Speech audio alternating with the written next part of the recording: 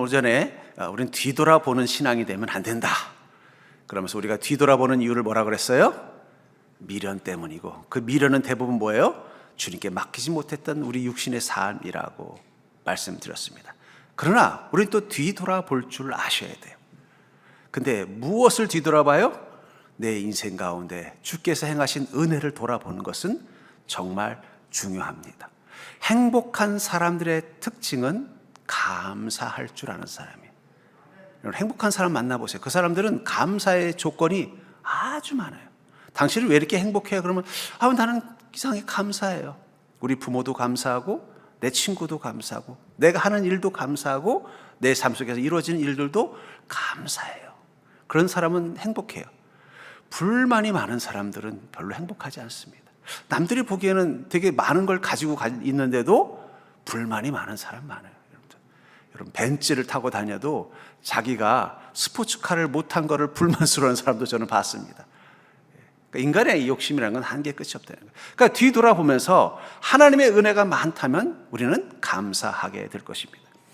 내가 하지 못한 것, 얻지 못한 것, 그 미련과 아쉬움을 뒤돌아보는 것은 우리가 그리스도인답지 못한 것이지만, 그러나 내 시간 뒤속에서 하나님의 은혜를 발견하기 위해서 뒤돌아본다는 건 축복입니다.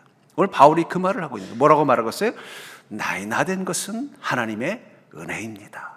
자신의 시간을 돌아보니까 자기는 하나님을 핍박하는 자였고, 자신은 죄와 욕망을 따라 사는 인생이었는데, 하나님이 나를 사랑하셔서 다메섹 도상에서 나를 만나주시고, 나를 하나님께서 구원하셨을 뿐만 아니라 나로 하여금 이방인에게 복음을 전하는 사도의 삶을 살게 했고, 그 속에서 주님께서 내 인생 가운데 많은 열매를 맺게 한 것을 뒤돌아보니 그것은 하나님의 은혜였습니다. 그것에 저는 감사하고 행복합니다라고 고백하고 있다는 것입니다. 전 여러분들 된 것이 하나님의 은혜임을 깨닫는 자가 될 수 있기를 주의 이름으로 축복합니다. 결국 믿는 자의 행복은 뭐예요? 하나님의 은혜를 발견하고 감사하는 게 믿는 자의 행복이라는 거예요. 여러분들의 삶 가운데 하나님이 허락하신 은혜들, 올 한 해 어떤 은혜들이 있었습니까? 저에게도 목회자로서 혹은 개인으로서 하나님 주신 은혜들이 있습니다. 그걸 생각할 때마다 감사하다. 감사하다. 하나님이 내 인생을 사랑하셨구나. 축복하셨구나. 감사하다. 이 마음이 드는 것입니다. 저는 오늘 이 바울 목사님의 고백, 나의 나된 것은 하나님의 은혜. 근데 이 나의 나된 것은 어떤 거예요? 주님의 은혜가 있는 모습이기도 하지만 또 나의 연약함도 같이 있다는 거예요. 약함과 실패함. 여러분, 바울 목사님은 1년 360일 완벽했을까요?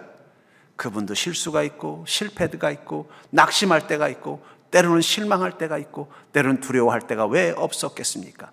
그럼에도 불구하고 자신의 그 모습 속에서 무엇을 보는 거예요? 하나님의 은혜를 보는 것입니다. 하나님이 우리에게 복을 주셨을 때 그것은 은혜입니다. 하나님이 우리를 구원하셨을 때 그건 은혜입니다. 내가 연약하기 때문에 하나님의 은혜가 커 보일 때 그것은 은혜입니다. 내가 부족한데 하나님이 그 부족함 가운데서도 내게 은혜를 베풀어 주셨을 때 그것은 은혜입니다. 그런 의미에서 나의 나된 것 속에는 내가 원하고 뜻하고 바라던 것을 경험하는 삶도 있지만 내가 실패하고 좌절하고 낙심했던 것들도 다 포함되어 있다는 거예요. 그것들을 무엇으로 바라보는 거예요? 하나님의 은혜로 바라볼 때, 그때 비로소 우리는 어떻게 해야 돼요? 나의 나된 것은 하나님의 은혜라고 고백하는 것입니다. 올 한 해 마지막 주, 여러분들이 올 한 해 뒤를 돌아보면서 여러분들이 뒤돌아봐도 되는 것은 무엇뿐이라고요? 은혜라는 거예요. 옆 사람 보기 살까요? 뒤돌아볼 때 하나님 은혜 빼고는 다른 건 쳐다보지도 맙시다. 후회하지 마세요. 미련 갖지 마세요. 그때로 돌아가면 안 그럴 것 같죠? 또 그렇게 돼 있어요. 내가 저 인간을 만날 때 그때로 돌아갔으면 딴 인간 만날 것 같죠? 어차피 그 인간 말고 나 좋아하는 사람 없어요. 또 그 인간 만나게 돼 있다는 거예요. 후회할 필요 없습니다. 오히려 하나님의 은혜를 되돌아볼 때 우리는 감사하고 기뻐하는 것입니다. 그렇다면 한 해를 마무리하면서 나의 나된 것을 고백하려면 어떤 믿음이 될까요? 저는 여러분들이 가지고 있는 그 믿음이 바울 목사님처럼 나의 나된 것은 하나님의 은혜입니다. 그래서 저는 감사하고 저는 그래서 기쁘고 저는 후회가 없습니다 라고 고백할 수 있는 믿음 되기를 주의 이름으로 축복합니다. 먼저 나에다 된 것을 고백하려면 어떤 믿음이 되느냐? 시간 속에서 하나님의 계획을 목격하는 믿음이 된다는 거예요. 뭐라고요?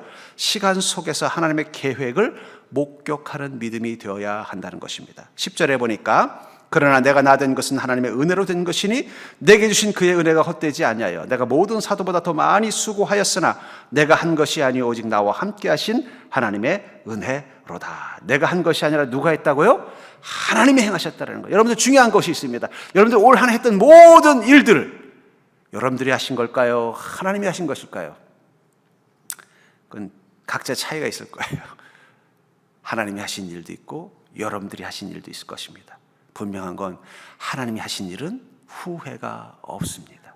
하나님은 인간이 아니시니 시건치 아니하시며 하나님은 인생이 아니시니 하신 말을 삼키지 않으실 것입니다. 하나님이 하신 일은 후회할 일이 없습니다. 우리가 후회할 일들은 대부분 뭐예요? 내가 한 일이에요. 내가 판단하고 내가 생각하고 내가 고집부린 일들은 후회할 일이 생각보다 많아요. 저는 이상하게 하나님이 저를 강하게 붙잡고 있다는 것을 아주 일찍부터 경험했어요. 저는 10대 때부터 어떤 일을 계획할 때마다 하나님이 자꾸 나를 강제로 끌고 간다는 것을 많이 경험했습니다. 아마 그래서 제가 또 목회자가 됐겠죠. 근데 그때 공통점이 뭐냐? 내가 원하는 대로 안 되더라는 거예요. 그럼 막 불만이 생겨요. 아니 하나님 이건 충분히 내가 할 수 있는 일이고, 아니 이건 내가 봐도 이게 나한테 맞는 일이고 이 일이 이루어지면 나는 기쁘고 행복할 것 같은데 하나님은 그걸 꺾으시는 거예요. 여러분 옛날에 머피의 법칙이라는 노래 아세요? 이 인생에는 머피의 법칙이 있대요. 안 되려고 되면 계속 안 되는. 그 제가 젊을 때 자주 불렀던 가요 중에 하나가 이 머피의 법칙이에요. 왜냐하면 내 인생이 자꾸 내 뜻대로 안 되는 것 같은 거예요. 뭔가 자꾸 꼬여요. 그럼 내가 속으로 아유 그러면 그렇지 내가 뭐 내 뜻대로 되는 인생인가? 그리고 그걸 늘 그게 왜 불만이냐면 근데 내 뜻대로 되지 않은 게 하나님이 원하셔서 그렇다는 느낌을 받을 때가 있다는 거예요. 근데 분명한 건 내 뜻대로는 되지 않았지만 하나님이 원하셔서 된 일은요 나중에 돌아보면은요 아이고 그때 내 뜻대로 됐으면 어쩔 뻔했어. 하나님 뜻대로 돼서 감사하다는 일들이 얼마나 많은지 몰라요. 저는 사실은 목회자의 길을 포기한 적이 있었습니다. 신학교를 졸업하고 군대를 갔다 오고 나서 제가 좋아하는 이 학문이 있었어요. 문학을 제가 좋아했습니다. 그래서 저희 아내도 사실은 이 문학 하다가 만났어요. 그때만 해도 나는 내 인생을 좀 내 뜻대로 살아보자 해서 사실은 제가 일반 대학원도 좀 다녔어요. 문학을 전공하려고.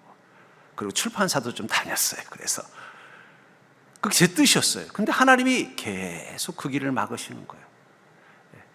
그리고 어쩔 수 없이 강제적으로 제가 신학대학원에 다시 입학하도록 하나님이 저의 모든 상황을 끌고 가셨어요. 그걸 느꼈어요. 그래서 제가 다시 신학대학원에 입학을 해서 신학을 전공하고 목회자가 됐습니다. 근데 지금 돌아보면요 그때 내 뜻대로 됐으면 제가 뭐 했을까? 요즘 출판업계가 비상입니다. 아마 실업자가 됐을 확률이 높아요.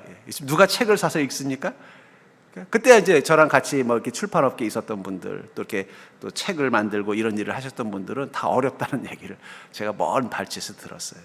제가 그때 또 하나 깨달은 게 있습니다. 아, 내 인생은 내 뜻대로 안 되는 것도 복이 될 수 있구나. 중요한 건 뭐예요? 하나님의 계획 속에 있다는 거예요.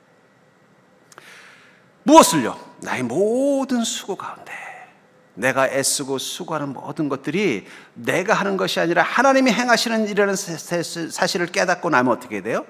그때부터 우리 인생 가운데는 감사가 넘치는 것입니다.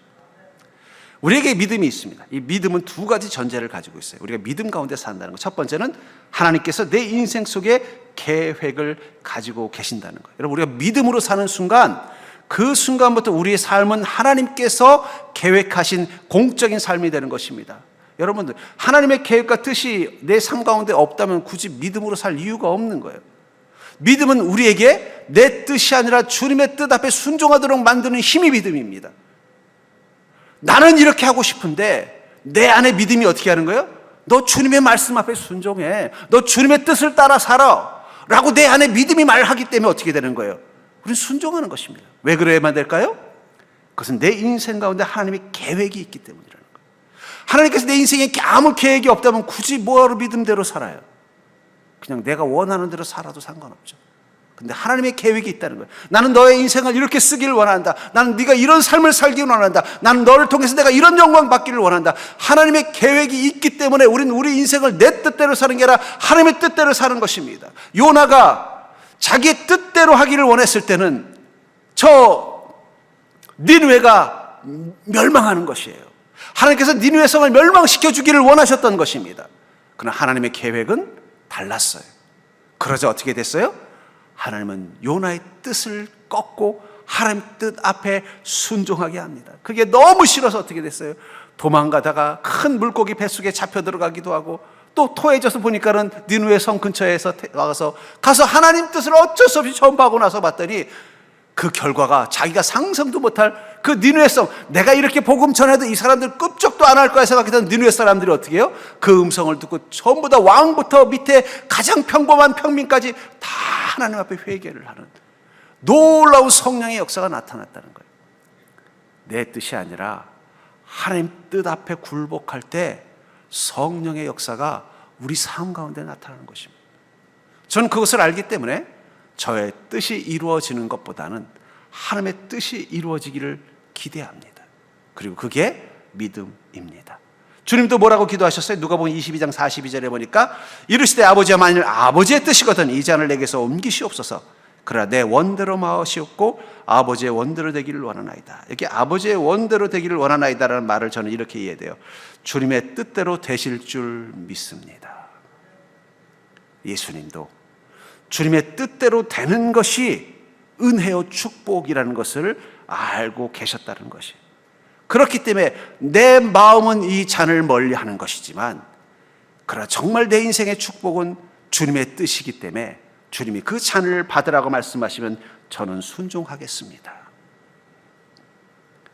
또 믿음의 두 번째 전제는 바로 오늘이라는 이 시간은 하나님의 행하심의 흔적이 있다는 거예요.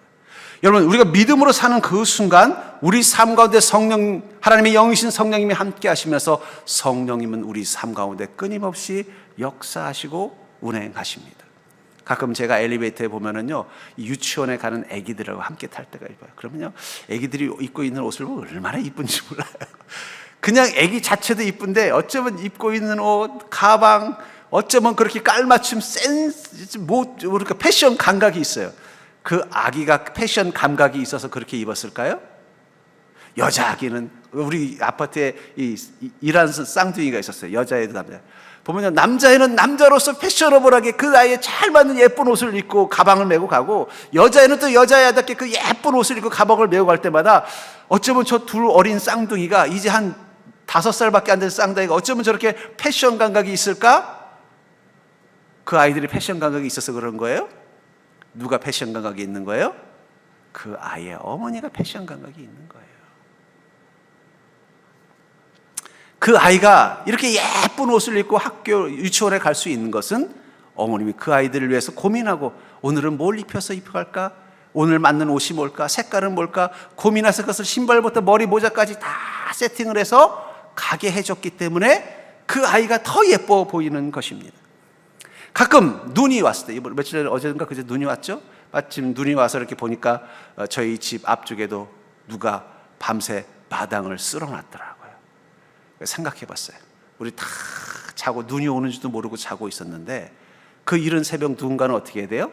이 아침 출근하는 사람들이 미끄러지지 않도록 길 앞을 쓸어놨다는 건 누군가 이 새벽에 일어나서 길을 쓸었다는 증거예요. 우리가 우리 인생의 뒤를 돌아보면요, 우리가 가는 그 길이 누군가 곱게 쓸어놓은 길을 걸었다는 것을 발견하게 될 줄 믿습니다.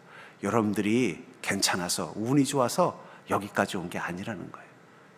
여러분들이 가는 그 길 미끄러지지 않도록 마치 눈길을 새벽에 와서 쓸어준 것처럼 누군가 여러분들이 가는 그 길을 안전하게 갈 수 있도록 길을 쓸어주신 분이 계십니다. 그분이 누굴까요? 바로 하나님이십니다. 여러분들은 여러분들의 내일을 알지 못하기 때문에 내일 아침에 눈이 온다는 것도 모르고 고난 잠에 빠져 있는 것처럼 잠들어 있을 때, 하나님은 우리의 내일을 미리 준비하시기 위해서 어떻게 해요? 그 새벽에 미끄러운 길 가지 못하도록 눈을 쓸어 주신 것처럼 우리 인생을 곱게 쓸어 주셨기 때문에 여러분들이 1년 동안 잘 살고 계신 것입니다. 그 사실을 깨달으면 어떻게 돼요? 감사하는 거예요. 믿음은 그런 눈이 있다는 거예요. 믿음은 내 인생 가운데 하나님의 뜻이 이루어질 것을 믿기 때문에 그분 앞에 순종할 수밖에 없는 것이며, 주님은 오늘도 내 인생 가운데 일하신다는 사실을 믿기 때문에 내 삶 속에 일어나는 모든 것이 하나님의 은혜라는 것을 고백할 수밖에 없다는 거예요. 믿음의 눈으로 여러분들의 인생을 바라보십시오. 그럼 하나님께서 그 눈을 쓸듯 비질하셨던 흔적을 보게 될 것입니다. 그것을 보기 때문에 우리는 어떻게 돼요? 감사하는 거예요. 올해도 주님은 그렇게 하셨고, 앞으로도 여러분들이 가는 그 길을 하나님은 미리 새벽같이 일어나셔서 여러분들의 미래에 비질을 해주실 거예요. 여러분들이 안전하게 저 천국까지 잘 갈 수 있도록 그 비질해 주는 그 길을 우린 가고 있을 것입니다. 그 사실을 깨닫는 믿음의 눈으로 사는 자가 되기를 주의 이름으로 축복합니다. 두 번째는 우리 상황 속에서 하나님의 응답을 듣는 믿음을 가진 사람들은 나의 나 된 것을 하나님의 은혜라고 고백한다는 거예요. 우리 상황 속에서 하나님의 응답을 듣는 믿음을 가진 사람은 나의 나 된 것을 하나님의 은혜라고 고백한다는 것입니다. 8절과 9절에 보면, 맨 나중에 만삭되지 못하여 난 자 같은 내게도 보이셨느니라. 나는 사도 중에 가장 작은 자라. 나는 하나님의 교회를 박해하였으므로 사도라 칭함받기를 감당하지 못할 자니라. 바울은 뭐라고 말하고 있어요? 주님은 이미 하늘로 올라가셨음에도 불구하고 나를 제자와 사도로 삼기 위해서 내게도 하나님은, 예수님은 당신을 보여주셨다라고 말하고 있어요. 바울의 변화는 아까도 말한 것처럼 그가 다메섹 도상에서 예수님의 음성을 들었을 때부터입니다. 그럼 주님은 딱 한번 그때 음성 들려주시고 그제 한번 말하지 않으셨을까요? 그때부터 바울은 날마다 주님의 음성을 듣게 된 것입니다. 우린 그리스도인입니다. 성령님의 음성을 듣는 법을 알게 되면 그때부터는 날마다 여러분들에게 들리는 성령님의 음성을 듣게 될 것입니다. 그 음성을 따라서 바울 사도는 어떻게 살았어요? 매일매일 그 음성 따라 산 거예요. 그 음성을 따라 사니까 어떻게 돼요? 사도의 길을 가는 자가 된 것입니다. 사도행전 27장 23절부터 25절에 보면은 그 하나님께서 어떻게 바울과 함께 했는지 이렇게 말하고 있죠. 내가 속한 바 곧 내가 섬기는 하나님의 사자가 어젯밤에 내 곁에 서서 말하되, 바울아 두려워하지 말라. 내가 가이사 앞에 서야겠고 또 하나님께서 너와 함께 항해하는 자를 다 내게 주셨다 하였으니 그러므로 여러분이여 안심하라. 나는 내게 말씀하신 그대로 되리라고 하나님을 믿노라. 이 바울이 탄 배가 풍랑을 만나서 좌초 위기에 있는 그 시간, 바울은 혼자 있지 않고 하나님과 함께 있었다고 말합니다. 함께 계신 하나님은 어떻게 했다고 말하고 있어요? 말씀하셨다는 거예요. 뭐라고 말씀하셨다는 거예요? 바울, 걱정하지 마. 내가 너와 함께하고 있지 않니? 나는 너를 데리고 반드시 로마로 갈 거야. 풍랑이 얼마나 치더라도 결코 너는 이 바다에 빠져 죽지 않아. 걱정하지 마. 너뿐만 아니라 여기 있는 사람도 다 내가 너를 봐서 저 로마까지 무사히 데려갈 테니 걱정하지 마라. 이 음성을 듣는 순간 바울 목사님 마음속에 뭐가 왔어요? 편안이 왔다는 거예요. 그리고 이렇게 말하는 것입니다. 여러분이요 안심하라. 나는 내게 말씀하신 그대로 되리라고 하나님을 믿노라. 안심하라. 여러분, 우리 안전한 상황은 어디서부터 올까요? 우리가 안심할 수 있는 상황은 어디서부터 올까요? 세상의 안전장치 때문인가요? 세상의 제도 때문인가요? 내가 내 인생을 책임질 수 있는 능력을 가지고 있을 때인가요? 물질적인 능력, 어떤 재능적인 능력, 육체적인 능력, 그럴 때 안심이 되는 걸까요? 아닙니다. 그리스도인의 안심은 믿음으로부터 오는 것입니다. 어떤 믿음이에요? 하나님의 음성을 들을 수 있는 믿음. 바울 목사님의 평안은 그가 안전한 곳에 있어서가 아닙니다. 그가 사람들이 나를 사랑하고 나를 축복하고 나를 좋아하는 사람들 곁에 있어서가 아닙니다. 그가 자기 인생을 충분히 살아갈 만한 재력과 능력을 가지고 있어서가 아닙니다. 그에겐 매일매일 하나님의 음성이 들렸기 때문이에요. 내가 사랑하는 바울아, 오늘도 나는 너와 함께 하느니 걱정하지 마라. 세상 보니까 걱정되지? 안심하라. 내가 너를 지키고 너를 인도할 것이다. 모든 상황 속에서 주님의 음성이 들리는 복. 특별히 우리 인생의 어려움과 근심이 있을 때 주님의 음성이 들리면 우리의 영혼은 평안을 얻습니다. 왜 우리가 날마다 성령님과 함께 동행해야 될까요? 왜 우리는 성령님의 음성을 듣는 믿음이 되어야 할까요? 성령님의 음성이 들리면 우리 영혼은 평안을 얻기 때문입니다. 저희 아이가 어릴 적에 소위 불안공포증, 아주 아기 때죠. 분리공포증이 막 생길 때 있어요. 소위 말하는 이제 그걸 대상 영속성이라고 하는데, 눈에 엄마 아빠가 안 보이면 어떻게 돼요? 불안해하는 그런 시기가 있어요. 아기들은 놀다가 엄마가 없으면 막 자꾸 우는 시기가 있다는 거예요. 그러다가 뭘 보느냐, 내가 놀고 있는 이 방 건너편에 엄마가 있다는 사실을 안 봐도 알게 되는 시간이 있다는 거예요. 아이들이 성장할 때 꼭 필요한 발달 단계예요. 그러니까 눈에 보여야만 있다고 믿는 시기가 있어요. 그게 아기 때는 그래요. 그러다가 어느 날 갑자기 눈에 보이지 않으면 불안해하다가 눈엔 보이지 않지만 저 문 너머에 엄마가 있으면 엄마가 있다는 것을 믿는 시간이 돼요. 그럼 그때부터는 어떻게 돼요? 엄마가 없어도 울지 않고 놀아요. 그건 엄마가 없어도 되는 게 아니에요. 뭐예요? 엄마가 보이지 않을 뿐이지 없는 것은 아니라는 것을 믿는 힘이 생긴 것입니다. 믿음은 그런 것입니다. 우리 눈에 하나님이 안 계시다고 해서, 여러분들 한번 생각해 보세요. 여기 예수님께서 2000년 전 이스라엘 땅에 오실 때 그 모습 그대로 여러분들하고 같이 있다고 생각하면 뭐가 불안하겠어요? 여러분들 집에 갔더니 예수님이 같이 가고, 마치 예수님의 제자들처럼, 직장에 갔더니 또 예수님이 갈릴리 호수로 제자들과 같이 갔던 것처럼 여러분들과 함께 동행하고, 누구를 만나든 무엇을 하든 늘 예수님 옆에 있으면 불안할 사람 있습니까? 난 그래도 불안하다고 생각하는 사람 한번 손 들어보십시오. 근데 우리는 왜 불안해요? 눈에 예수님이 안 보이기 때문이에요. 근데 우리의 믿음이 뭘 깨달아요? 내 눈에 예수님은 보이지 않지만 주님은 나와 함께 계십니다. 애기에서 성장하는 거예요. 근데 아직도 눈에 보여야만 계시다고 믿는 사람들은 눈에 안 보이면 불안한 거예요.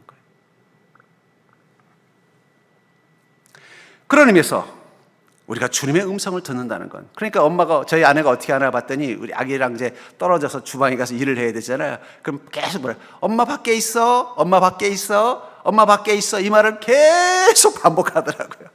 우리 아이가 이제 막 떨어져 있어도 엄마가 있다는 것을 이제 막 배우는 이제 학습 발달 상황인데, 처음에는 불안해서 엄마 하더니 엄마가 음성만 들려도 엄마가 있다는 걸 깨닫게 된 거예요. 그 다음부터는요, 엄마 밖에 있어, 엄마 밖에 있어 그러면 안심을 하고 노는 거예요. 그러다가 어느 순간, 엄마가 눈에 보이지 않아도 엄마는 있구나. 그 다음부터는 엄마 밖에 있어라는 말이 들리지 않아도 달그락달그락 설거지하는 소리가 들리기만 해도 우리 아이는 어떻게 돼요? 편안하게 자기 방에서 쉬고 놀더라는 거예요. 하나님의 음성이 들린다는 것. 그 음성이 우리에게 어떻게 들리는 거예요? 엄마 아직도 너의 옆에 있어. 엄마 아직도 너와 함께 있어. 엄마가 아직도 네 편이 되고 있어. 이 것을 우리 영혼이 알아듣는 거예요. 그러니까 여러분들 힘들수록, 두려울수록, 내 삶에 문제가 가득할수록 무엇에 집중해야 돼요? 주님의 음성을 듣는 것에 집중하십시오. 그럼 우리의 영혼은 평안 가운데 있을 것입니다. 저는 그러면서 우리 인생을 복되게 만드는 데 더 중요한 것, 그것은 내가 내 인생을 살아갈 수 있는 능력을 키우는 게 아니라 하나님의 음성을 더 잘 듣는 믿음을 키우는 것입니다. 바울 목사님의 능력은 그분이 놀라운 기적을 행하고 놀라운 설교를 하고 놀라운 일들을 기획하는 데 있는 게 아닙니다. 그분의 능력은 날마다 주님의 음성을 듣는 데 있는 것입니다. 그 음성을 따라 살았더니 사람들은 그가 힘이 있다고 말하고, 그 음성을 따라 행했더니 사람들은 그에게 능력이 있다고 말하고, 그의 음성을 따라 살았더니 그분은 위대한 인생이라고 말하는 거예요. 바울 목사님, 주님의 음성을 따라서 그냥 하루하루 살아간 인생인 것입니다. 그랬기 때문에 뭐라고 고백한 거예요? 나의 나된 것은 하나님의 은혜입니다. 다른 말로 표현하면 나는 나를 위해 자랑할 것이 아무것도 없습니다. 여러분들, 진짜 행복한 그리스도인은요, 자기를 위해 자랑할 게 하나도 없어요. 왜냐하면 하나님의 은혜로만 살았기 때문에. 하나님 은혜로만 사는 게 더 행복하지 않겠습니까? 왜 세상 사람들이 금수저를 부러워해요? 그건 아버지의 은혜로 사는 사람이 행복하기 때문에. 내가 금수저가 되는 건 힘들어요. 내가 애써서 노력해서 돈을 모으고 사는 건 힘들지만 아버지가 부자이면 사는 게 더 편하기 때문에 금수저를 부러워하는 것입니다. 마찬가지라고 생각해요. 우리가 행복할 수 있는 것은 내가 더 강한 사람, 내가 더 능력 있는 사람, 내가 더 실력 있는 사람이 되는 것이 아니라 하나님의 은혜가 더 크게 임하는, 하나님의 권능이 더 강하게 역사하는, 하나님의 이끄심이 더 선명하게 느껴지는 인생이 되는 것입니다. 전 여러분들이 그런 인생을 꿈꾸기를 주의 이름으로 축복합니다. 그럴 때 우리는 나의 나된 것은 하나님의 은혜입니다라는 행복한 고백을 하는 것입니다. 세 번째로 나의 나된 것을 고백하려면은 모든 인생이 하나님의 작품임을 고백하는 믿음이 있어야 할 것입니다. 모든 인생이 하나님의 작품임을 고백하는 믿음이 있어야 한다는 것입니다. 10절과 11절을 보시면, 그러나 내가 나된 것은 하나님의 은혜로 된 것이니 내게 주신 그의 은혜가 헛되지 아니하여 내가 모든 사도보다 더 많이 수고하였으나 내가 한 것이 아니요 오직 나와 함께 하신 하나님의 은혜로라. 그러므로 나나 그들이나 이같이 전파함에 너희도 이같이 믿었느니라. 여기 나나 그들이나 이같이 전파함에 너희도 이같이 믿었다는 말은 뭘 말하는 거예요? 물론 바울 목사님이 사도된 직분을 말하는 것도 있지만 그리스도인의 삶이 어떻다는 거예요? 내가 아무리 수고해도 내가 한 게 아니라 오직 하나님의 은혜라고 고백하고 그것이 너희의 모습이라고 말하고 있다는 것입니다. 그리스도인들, 특별히 우리 서정교회 성도들, 여러분들은 하나님과 함께하는 인생이었습니다. 그리고 하나님께서 여러분들의 인생을 만들어 간 거예요. 여러분들 같은 예술가라고 똑같은 그림을 그리진 않아요. 무슨 얘기냐?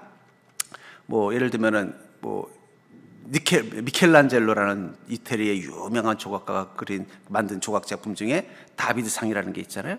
그럼 다비드상을 미켈란젤로가 몇 개나 만들었을까요? 하나 만들었어요. 아니면 여러 개 만들었어도 똑같이 만들진 않았을 거라는 거예요. 예술가들은 같은 걸 두 개 만들지 않습니다. 다르게 만들어요. 다비드상을 만들더라도 우리가 알고 있는 다비드상이 있고 또 다른 모습. 다음번에는 비파를 켜는 다비드, 다음에는요 물맷돌을 던지는 다비드, 다음에는 왕으로 등극한 다비드, 다음에는 하나님을 찬양하는 다비드를 만들지 다 똑같은 우리가 알고 있는 이런 다비드 안 만든다는 거예요.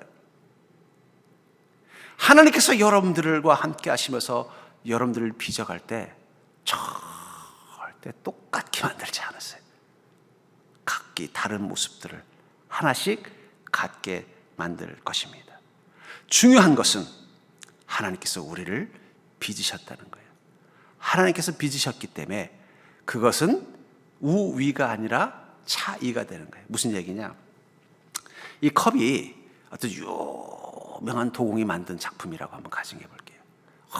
이 컵을 보니까 여기 문양이 이런 게 있어요. 근데 그 도공이 또 다른 컵을 만들었는데 여기는 이 문양이 아니라 태극 문양이 있다고 한번 가정해 볼게요. 그럼 어떤 게 더 가치 있는 거예요? 그건 차이지 우위가 아니라는 거예요. 하나님께서 우리를 만드실 때 똑같이 만들지 않았어요. 각기 다른 것들을 하나씩 갖게 만들어요. 그게 하나님 예술가이시기 때문에. 예술가들은 똑같은 것을 복제하지 않습니다. 그건 예술가가 아니에요. 그건 카피하는 사람들이라고 그러죠. 그렇기 때문에 그 속에서 다른 점이 있다는 거예요. 다른 점이 있음에도 불구하고 뭐예요? 중요한 건 누가 만든 거예요? 하나님께서 만드셨다는 거예요. 그리스도인이 되는 그 순간 우리는 하나님의 손에 붙잡힌 존재가 되는 것입니다. 이사야서 64장 8절에 보면 그러나 여호와여 이제 주는 우리 아버지시니이다. 우리는 진흙이요 주는 토기장이시니 우리는 다 주의 손으로 지으신 것이니이다. 우리는 다 주의 손으로 지은 존재요 주님이 토기장이라고 말씀하신다는 거예요. 예레미야서 18장 6절에는 또 이렇게 말하고 있습니다. 여호와의 말씀이니라 이스라엘 족속아 이 토기장이가 하는 것 같이 내가 능히 너에게 행하지 못하겠느냐? 이스라엘 족속아 진흙이 토기장의 손에 있음 같이 너희가 내 손에 있느니라. 하나님은 우리를 지으신 토기장이라고 말씀하고 있어요. 그렇다면 하나님께서 우리를 붙잡고 계신다면 어떤 모습으로 빚으실까요? 중요한 건 하나님이 원하는 모습으로 빚으실 것이라는 것입니다. 하나님께서 원하는 모습으로 빚으실 때 하나님이 원하는 대로 되어가는 것입니다. 그래서 주님이 이렇게 말하죠. 하나님께서 토기장이시라면 어떤 사람은 귀 쓰는 그릇으로 어떤 사람은 천이 쓰는 그릇으로 쓰지 않겠느냐. 여러분들 집에 주방에 그릇들이 많이 있잖아요. 그 그릇들이 다 똑같은가요? 군대라면 똑같겠죠. 예. 이 식판 하나로 가정마다 그릇이 다 달라요. 어떻게 달라요? 쓰이는 용도에 따라 달라요. 하다못해 저희 집에 있는 이 바가지도 다 다르더라고요. 과일 씻을 때 쓰는 바가지가 있고 쌀 씻을 때 쓰는 바가지가 있고 생선 같은 거 육류 같은 것도 할 때 필요한 그릇이 따로 있더라고요. 하나님께서 우리를 왜 다양하게 만드셨느냐? 그것은 하나님의 목적을 위해서 다양하게 만든 것입니다. 그 사실을 깨닫고 나면 서로가 서로를 어떻게 해요? 이해하고 존중하면서 나의 이 다른 모습 앞에 감사할 수 있는 거예요. 하나님께서는 우리를 다양하게 만드셨습니다. 그리고 다양하게 쓰십니다. 바울 목사님은 자신을 누구를 위해 쓰임받은 사도라고 말하고 있어요? 이방인에게 복음을 전하는 자가 되게 하기 위해 만드셨다. 왜 이 말을 할까요? 성도들이 비교하는 거예요. 야, 바울 목사님은 사실 예수님 살아계실 때 함께 있지도 않았잖아. 근데 어떻게 사도야? 베드로 사도가 진짜 사도지. 어떤 사람은 무슨 소리냐? 바울 목사님이 이렇게 많은 교회들을 세웠는데 이방인들에게 복음을 전한 사람은 바울 목사님밖에 없는데 사도가 아니면 어떻게 이런 일들을 행할 수 있겠어? 그러니까 다 어떻게 해요? 사도들을 성도들이나 옛날 성도나 똑같은 것 같아요. 목회자를 쫙 일려놓고 누가 제일 잘하냐? 우리 교회는 뭐 목회자가 많지 않을까 그렇지만요. 큰 교회는요. 전 큰 교회 있어봤잖아요. 거기 목회자가 한 20명 되거든요. 전임만. 그러면 성도들 나름대로 다 랭킹을 매줘요. 어떤 목사님은 설교 잘하시고, 어떤 목사님은 찬양 잘하시고, 어떤 목사님은 얼굴이 잘생기셨고, 어떤 목사님은 성품이 좋고, 자기들끼리 랭킹 매기고 있어요. 이때도 아마 그랬던 것 같아요. 그걸 보면서 바울 목사님 뭐라고 말하는 거예요? 왜 베드로하고 왜 사도 요한하고 왜 나를 비교하니? 우린 다 주님께서 빚으신 그릇이야.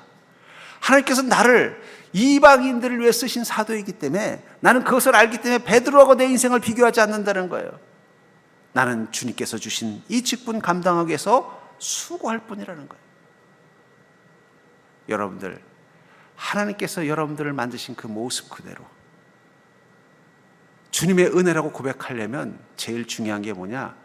나도 하나님이 빚었지만 저 사람도 하나님이 빚었다는 마음을 가져야 돼요. 옆 사람 볼까요?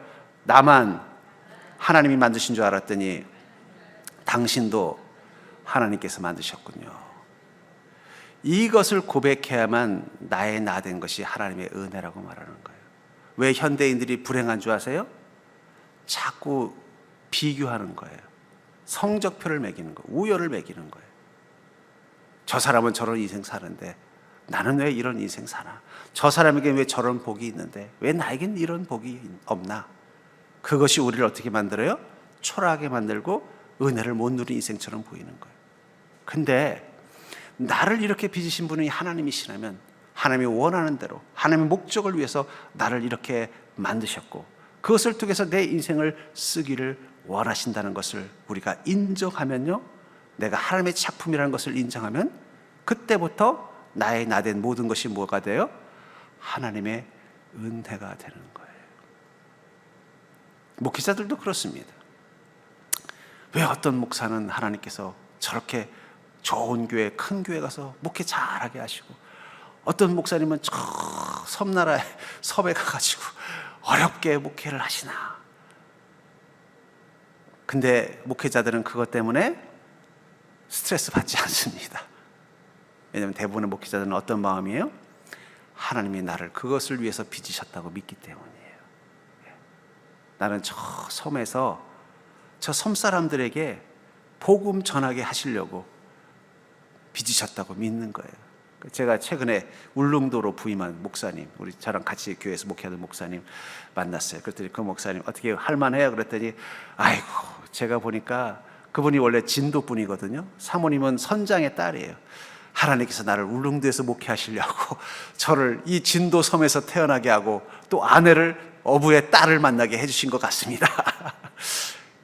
저는 그게 믿음이라고 생각해요. 전 그게 믿음이라고 생각합니다. 나의 나 된 것은 하나님의 은혜입니다. 내가 이 모습인 건 하나님이 나를 빚으셨기 때문입니다. 그 사실을 인정하면 그 다음부터 어떻게 돼요?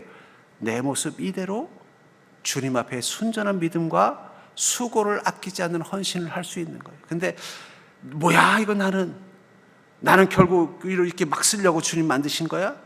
아니 주님이 저 사람은 귀한 그릇으로 쓰시고 나는 왜 험한 것으로 쓰는 거야? 나를 하나님 차별하시나? 이런 마음이 들면 어떻게 되겠어요? 주님을 위해서 수고하고 싶은 마음 안 생기는 거예요. 감사가 없는 거예요.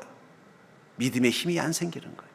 그런데 하나님도 나를 완전하게 만드셨다는 믿음, 나를 이렇게 쓰시기 위해서 나를 일부러 이렇게 만드셨다는 그 믿음, 그 믿음을 갖는 순간 우리는 내가 하는 일에 수고에 수고를 더해도 그것이 힘들지 않은 것입니다. 그것에 감사할 수 있는 것입니다. 그래야만 나의 나 된 것은 하나님의 은혜라고 고백할 수 있는 것입니다. 은혜 가운데서 나를 보아야 뒤 돌아봐도 후회하지 않습니다. 은혜 가운데서 나를 돌아봐야 앞으로 가는 그 길도 기대가 있는 것입니다. 여러분들의 지금 이 모습 하나님이 빚으셨습니다. 여러분들이 살아온 그 시간 하나님의 뜻과 계획 가운데서 이루어진 시간입니다. 앞으로도 하나님은 그 은혜로 여러분들을 쓰실 것입니다. 주께서 여러분들을 하나님의 은혜 가운데로 인도하실 것을 믿고 소망하면서 그렇게 한 해를 마무리하고 새 해를 준비하는 자가 될 수 있기를 주의 이름으로 축원합니다.